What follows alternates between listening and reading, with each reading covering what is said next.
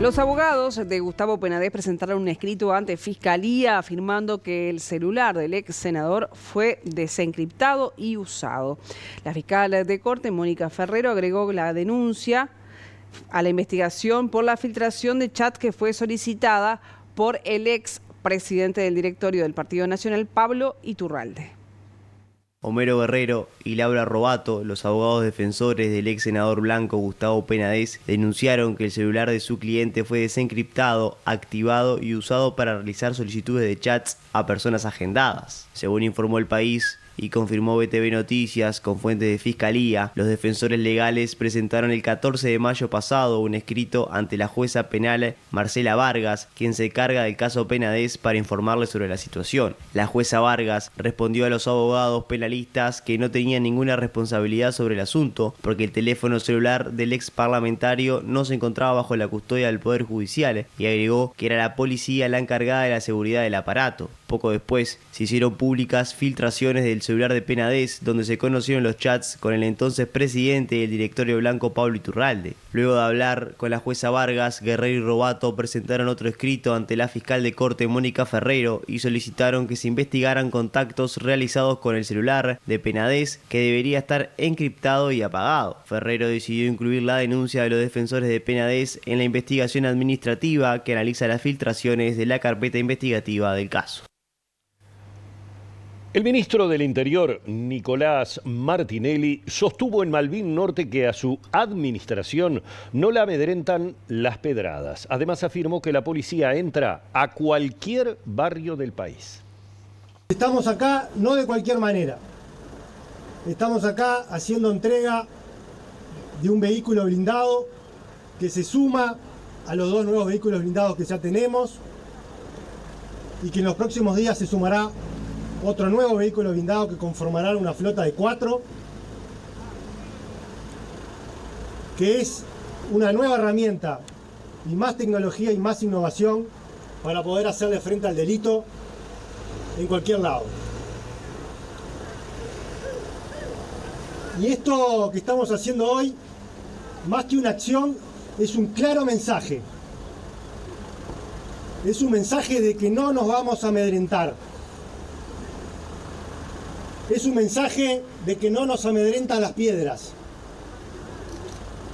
porque tenemos bien claro que hoy arrojar piedras puede ser un acto de vandalismo, pero el día de mañana eso se puede convertir en balas. Y por eso tenemos que estar, por eso tenemos que llegar antes, por eso tenemos que entrar a todos los barrios, por eso hemos aumentado el patrullaje. Y por eso hoy llegamos y por eso hoy la policía ingresa a cualquier barrio, en cualquier rincón del país. El diputado del Partido Independiente, Iván Posada, dijo a BTV Noticias que el ministro del Interior, Nicolás Martinelli, pedirá una reunión con los partidos políticos para presentar los avances de las medidas adoptadas en la mesa interpartidaria. Los temas en materia de lo que se da la situación con niños baleados han ocurrido como consecuencia de los problemas de seguridad. Particularmente yo creo que en estos días el presidente de la República hacía un reconocimiento público de que así como había habido una baja importante, por primera vez desde la reinstauración democrática un gobierno va a dejarle al siguiente en materia de todo lo que tiene que ver con rapiñas, abigeato y hurto, una situación de menor cantidad de delitos que el gobierno anterior, pero en el caso de los homicidios hay una realidad de un enfrentamiento por el territorio de bandas de narcotraficantes que ciertamente el Estado no ha logrado revertir. Me consta que el actual ministro del Interior va próximamente a llamar a todos los partidos políticos para darnos una devolución de lo que han sido los acuerdos que se hicieron el año pasado y que de alguna manera han generado de parte del Ministerio, de hecho ya lo hizo en la instancia en que fue convocado a la comisión permanente en enero de este año, bueno, dar un informe circunstanciado de cómo se han ido logrando distintos avances con ese enfoque dual que se ha hecho de la seguridad pública. Marcos Prieto, exabogado de Alejandro Astesiano, contó cómo fueron las negociaciones con la fiscal Gabriela Fossati y reveló por qué su defendido llegó a un acuerdo abreviado y no optó por ir a juicio. Lo que viví es muy breve. En una de las entrevistas que tuvimos con la doctora Fossati en Fiscalía, de las tantas que tuvimos, en donde estábamos trabajando extensamente, algunas por horas, en un momento hablo con la doctora de tema de números, que es lo que los defensores hablamos, de cuántos números va a ser, de esto y lo otro. Como no estábamos muy de acuerdo en los números, yo le digo a la doctora que bueno, que evaluamos la posibilidad de ir a juicio, que es totalmente entendible, ¿no? Y ella me responde, estábamos solos, no había tableta prendida porque ya nos estábamos yendo, estábamos los dos de pie, ya estábamos terminando la jornada de trabajo. Y ella me dice, doctor, usted evalúelo. Si se van a juicio puede perder algo más que la libertad. Entonces yo le pregunto a qué se refería y me dice, puede perder la familia. Bueno, yo también le digo, ¿usted vio? Ella me dice, ¿usted vio la carpeta investigativa? Le digo, sí, es muy extensa, es una carpeta de 2 teras prácticamente, una carpeta súper extensa, pero me dice, bueno, usted vea la carpeta y después saque sus conclusiones, puede perder algo más que la libertad, puede perder la familia. ¿Qué interpretó usted cuando le dijo puede perder la familia? Eso se refería a unas fotos personales que le mandaron a Astesiano. Entonces, en ese momento, lo que me quiso decir la doctora era que si nos íbamos a juicio, esas fotos iban a ser públicas, porque en un juicio esas fotos se hacen públicas. Entonces yo inmediatamente se lo dije a Astesiano y él en ese momento quedó más que preocupado. Fue un antes y un después. También se lo conté al hermano, a Fabricio, lo que habíamos escuchado. Y bueno, y eso es todo lo que aconteció.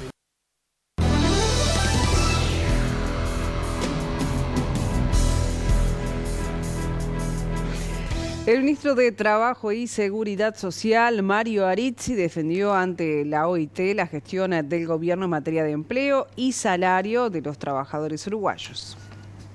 A pesar de los infortunios ocurridos, como lo fueron la pandemia del COVID-19, la sequía histórica ocurrida en nuestro país, se ha logrado un buen desempeño a nivel de empleo.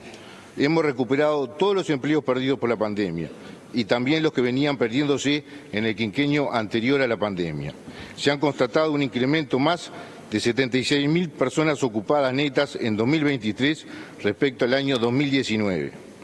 En el primer cuatrimestre de este año, el promedio de la tasa de desempleo es de 8,7% y la tasa de actividad y de empleo se encuentra a niveles de 2015-2016. Las referidas adversidades no impidieron al gobierno aplicar programas de empleo, poniendo foco en los jóvenes, personas con discapacidad, mujeres y mayores de 45 años. Se ha reducido la informalidad, bajando de un casi 25% en el periodo 2015-2019 para ubicarse actualmente en 21,3%. Como sucedió en todo el mundo, el salario real se vio afectado por la pandemia, pero hoy podemos decir que el salario real se recuperó a niveles prepandemia y se incrementó en varios sectores de actividad respecto al año 2019. Desde el primer año de este gobierno se comenzó a trabajar en una reforma del sistema previsional que estaba pendiente desde hace muchos años. Para la elaboración de la misma se inició un largo y fecundo trabajo que comenzó con un diálogo social institucionalizado a partir de la creación de una comisión de expertos en seguridad social. Esta comisión se integró con miembros de la academia, de los distintos partidos políticos, trabajadores y empresarios. El Poder Ejecutivo negoció en distintas instancias con los partidos políticos un proyecto de ley que luego de sometido a consideración y enmiendas en el Parlamento fue finalmente aprobado.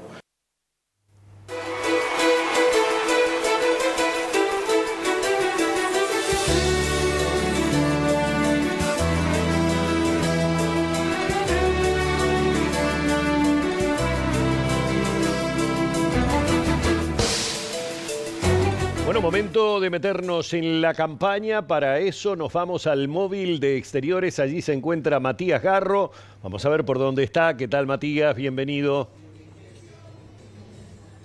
¿Qué tal? Efectivamente, compañeros, estamos en la inauguración de la sede de la lista 21 que apoya justamente la precandidatura de Tabaré Viera y estamos con el precandidato a quien le agradecemos estos minutos con BTV Noticias. Bueno, ¿qué importancia tiene esta lista? Bueno, hoy es una noche de inauguración de esta sede en la calle Andes. La lista 21 es una importante agrupación que apoya nuestra candidatura. En una lista por Montevideo, es una de las casi 60 listas que en todo el país llevan bueno, nos distinguen con esta precandidatura, y esta noche obviamente colmado de amigos, de correligionarios, ya muy próximo a la elección. Vamos a hablar de los temas del país, vamos a recibir al expresidente Julio María Sanguinetti, que va a estar junto a nosotros. Acá nos acompaña la doctora Sara Durán y los demás dirigentes de la lista 21. Y los temas, claro, fundamentalmente serán los de Montevideo y los temas nacionales, que tienen que ver con el desarrollo del país, que tienen que ver con nuestros planes y con nuestras propuestas de programa que acabamos de lanzar en 3 etapas, en 3 sesiones diferentes, que tienen que ver con la economía, que tienen que ver con la seguridad, con la salud, con el medio ambiente, con el turismo y el deporte, es decir, con el desarrollo del país, que es lo que nos debe ocupar, entendiendo que en esta etapa son propuestas para un próximo programa del Partido Colorado, como lo prescribe la Carta Orgánica, una vez que tengamos el candidato único después del 30 de junio. ¿Cuáles son las perspectivas para las elecciones internas? Justamente en la interna se habla de la estructura que tiene usted en el interior del país por su pasado como intendente. Yo estoy muy contento con lo que va haciendo la campaña de Ballistas. Ballistas es que me ha honrado con esta precandidatura, es un sector nacional con una fuerte estructura en los 19 departamentos. Ni que hablar que Salto y Rivera, que son los 2 departamentos que en las últimas elecciones internas ha votado en términos absolutos más cantidad, son departamentos que son muy fuertes para nosotros, pero en los 19 departamentos hay una estructura que en este tipo de elecciones son muy importantes. Pero además nosotros trabajamos, además de la militancia, con ideas, con propuestas, con lo elaborado por 14 grupos de trabajo en la que participaron más de 200 técnicos y dirigentes, y que están publicadas a partir de esta semana en la página web, y que son una base de lo que yo entiendo deben ser las campañas electorales, es decir, teniendo en cuenta que el objetivo como colorados y como ballistas son los trabajadores, y a partir de los principales temas para un trabajador, que es el empleo y el salario, también tenemos que bregar por la calidad de vida, que tiene que ver entonces con la salud, con la vivienda, con la seguridad, y para ello se necesita desarrollo del país. También allí entonces trabajamos en las distintas áreas. Y esos son los temas que estamos en estas asambleas planteando, y por allí también algo muy importante para un dirigente, para un candidato, escuchando. Muchas gracias, Viera. Bueno, hasta allí entonces tenían la palabra del precandidato por el Partido Colorado, Tabaré Viera. En un rato más, nada más va a llegar el expresidente de la República, Julio María Sanguinetti, así que en caso de ser necesario los volvemos a convocar. Bien, muchas gracias, Matías, por la información. Volveremos entonces, si tú preferís retomar el contacto con alguna novedad desde allí. Vamos con otros temas. El director del Hospital de Clínicas, Álvaro Villar, recibió al precandidato colorado Robert Silva. Villar dijo que el hospital debe ser controlado por el poder político, que fue el que aprobó su financiación. El hospital se viene transformando de acá al 2030, para lo cual necesitamos un refuerzo presupuestal en el próximo año que permita que realmente el proceso de reconstrucción del hospital se termine antes del 2030. Además de lo que el hospital ya recibió por votación unánime de todos los partidos el año pasado, necesitamos 60 millones más para remodelar completamente el hospital. Llegar con un hospital universitario realmente remodelado completamente al 2030. El hospital tiene 20 pisos, nosotros con 11 pisos compactados de internación, teniendo en cuenta las necesidades actuales de internación que han cambiado. Hoy los pacientes están mucho menos tiempo internados, las cirugías se hacen a veces en el mismo día, la persona es dada de alta, entonces hoy podríamos con 350 camas, que es lo que el hospital tiene que tener, en 11 pisos de internación dar respuesta a eso, ir ocupando con otras instituciones los pisos superiores, ¿no? Y por ejemplo hay centros de internación, instituciones que tienen interés en mudarse para el Hospital de Clínicas, hay instituciones gubernamentales que también han manifestado su interés en venir, y la universidad tiene interés también en ubicar centros de conferencias y un centro de simulación con la Facultad de Medicina para que los estudiantes se entrenen en laboratorios de simulación en el propio hospital antes de tratar a un paciente. El precandidato Robert Silva también acusó a Yamandu Orsi de hacer los mandados a los sindicatos de la educación, como es el caso de FENAPES. Afirmó que si el precandidato Frente Amplista gana, optará por volver al cogobierno de la educación con los gremios. Según me informan, ella estaba en el liceo número 2, o sea que no tiene nada que ver. Entonces, mi reflexión es la siguiente.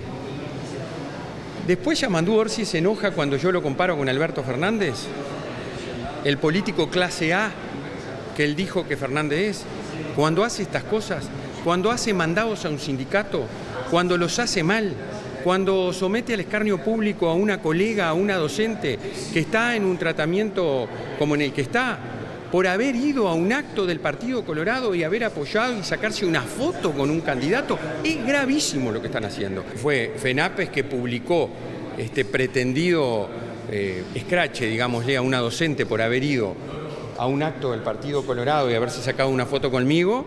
Inmediatamente, en un acto político partidario, el precandidato Yamandu Orsi la critica a ella, la critica a la docente que está con esos temas de salud mental, pero además me critica a mí. Muchas cosas en los gobiernos de la educación no sucedieron para no confrontar con FENAPES. Y eso hay que decirlo porque es así. Y se apañaron una cantidad de cosas que tuvieron mal. Y hay que decirlo. Y ya lo dijo Yamandu Orsi. Va a derogar la LUC. Va a volver al cogobierno con los sindicatos. Bueno, y la gente va a tener que resolver si quiere volver atrás en educación y lo que pasó antes siga pasando, o apuesta a seguir transformando la educación como lo hicimos.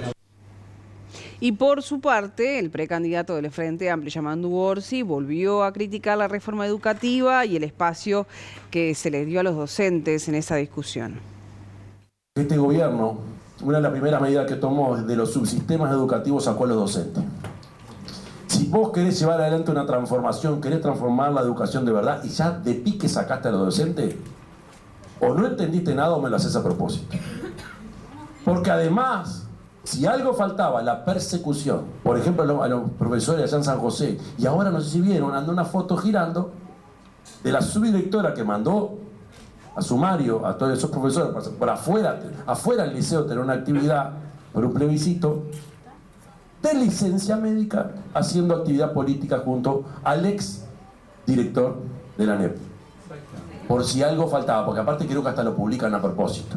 El que quiere, por ejemplo, en este país, si se le ocurriera a alguien cambiar la forma de construir puente y no consultar a los ingenieros, es porque no entendiste nada o porque lo haces a propósito.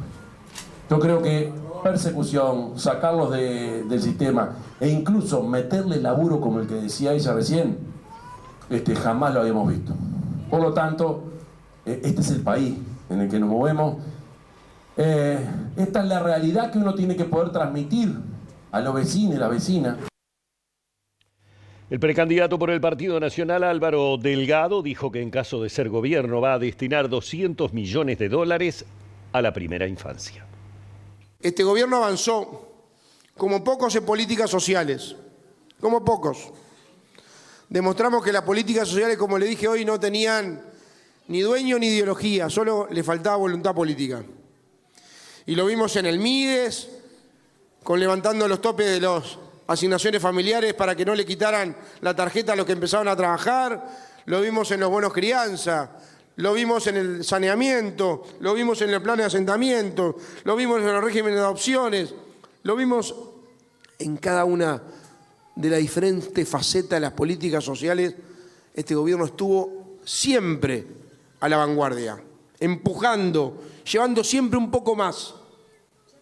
Y bueno, y lo vimos también cuando en las últimas rendición de cuentas este gobierno puso 50 millones de dólares para primera infancia y 22 millones de dólares por primera vez para salud mental y adicciones. ¿Qué es lo que vamos a hacer? Y por eso hablo de las únicas cifras que habla de este programa de gobierno, que es trabajar en un plan familia, que es sobre lo hecho ir un poco más, ser un poco más creativos, trabajar un poco más, donde el eje de esta política social va a ser la primera infancia y fundamentalmente el abatimiento de la pobreza infantil. ¿Sabe cuánto vamos a invertir? Ya no 50. La única cifra que está ahí dice que vamos a invertir 200 millones de dólares en la mejor inversión que puede hacer un gobierno, que es en los niños, en la primera infancia. A ese camino vamos. Vamos en la medida que cada uno de ustedes sienta que en la interna empieza a jugarse el futuro. Y que en octubre y noviembre vamos a definir mucho más que 5 años para adelante. Vamos a definir el rumbo que toma el Uruguay. En una nueva entrega del programa Uruguay Elige, en esta oportunidad enfocada en las políticas sociales para la infancia y la adolescencia, la directora de Desarrollo Social del MIDES, Cecilia Sena, aseguró que este gobierno aumentó las transferencias para la primera infancia. De todos modos, reconoció que aún resta afinar el lápiz para que las medidas lleguen a quienes tienen que llegar.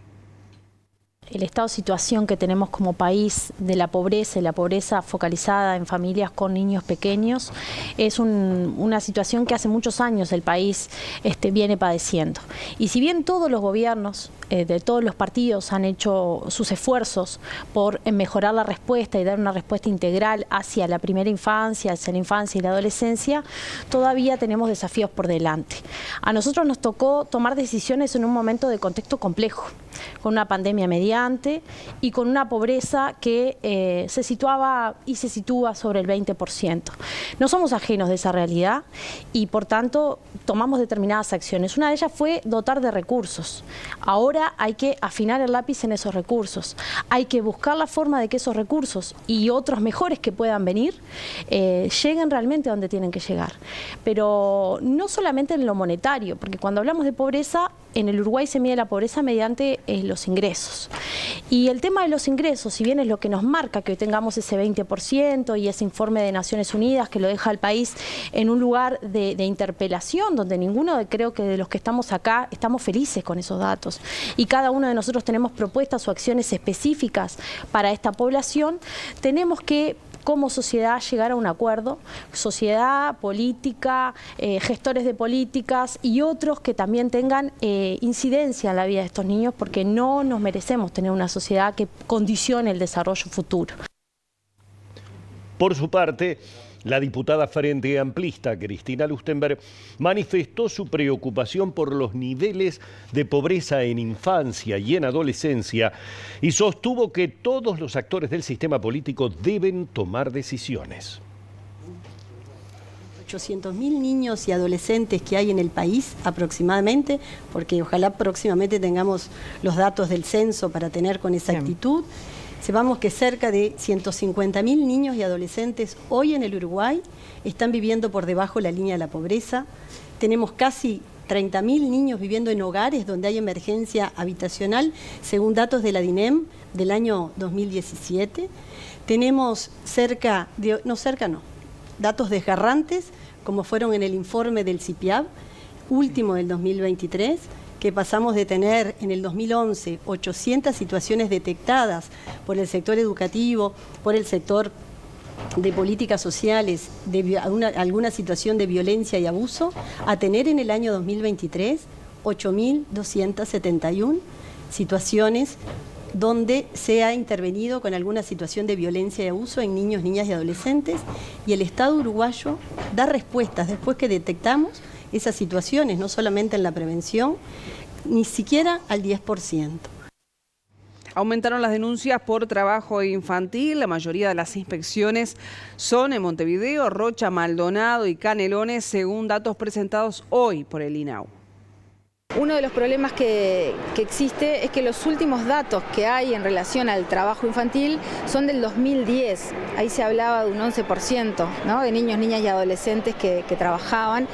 Y bueno, en principio, ahora después del censo se haría otro relevamiento en concreto que es fundamental porque son bastante antiguos los datos. Entonces, esa necesidad de conocer la realidad, porque bueno, es claro que eso existe, que hay muchos niños, niñas y adolescentes que trabajan y bueno, realmente eso está violando sus derechos. Entonces, como toda la sociedad, desde el Estado, desde las organizaciones, tenemos que dar respuesta. Tenemos un proyecto que se llama Ciudad para la Infancia y la Adolescencia que busca promover ciudades amigables, seguras, equitativas, igualitarias para niños y niñas. Entonces nada, venimos trabajando hace un año en espacios con niños y niñas de las escuelas, de los CAIF, en promoción de los derechos humanos en general, el derecho a la educación, el derecho a la participación, el derecho a la recreación, el derecho... Ahora estamos trabajando puntualmente con niños de quinto y sexto de la escuela FUNSA, trabajando en un laboratorio con niños construyendo recorridos de la escuela hasta el espacio modelos seguros para que ellos puedan venir. El barrio vive una situación de extrema violencia, de inseguridad, hay